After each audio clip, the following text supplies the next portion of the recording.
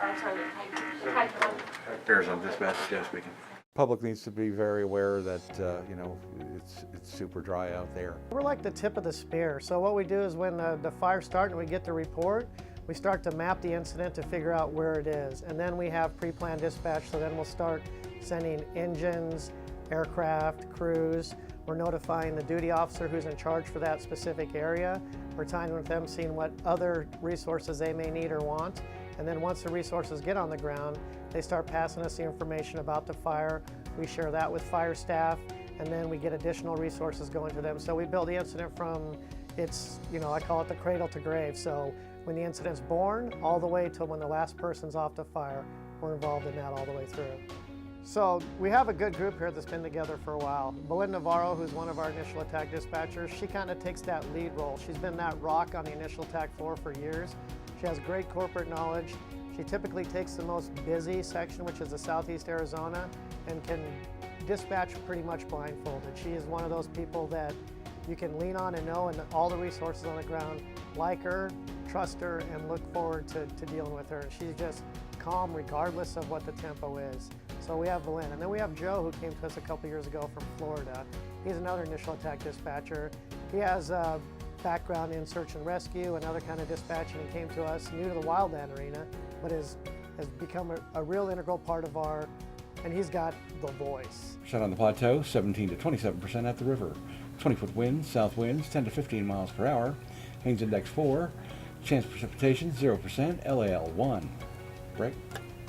IA dispatchers take the calls that come in for fires, and we send the resources that are needed for that fire. Make all the notifications to the duty officers and you know, any other agencies that need to be notified, if it's APS or railroad or you know whoever we need to contact, we contact and make sure everybody's you know en route or at least notified of what's going on. And then Walter Rosas, who's my assistant, he's kind of the brains of the operation. He has so much experience. He's come up through, when he came up, he went to a fire and police high school, Franklin, and then came into fire and was on an engine, and then came into dispatch, and he runs the day-to-day operations on the floor. So he kind of keeps that all together there, and it's one of those people in place that you want to have your back. And for somebody that's so young to have that kind of commitment and breadth of knowledge, it's good to have him part of the team.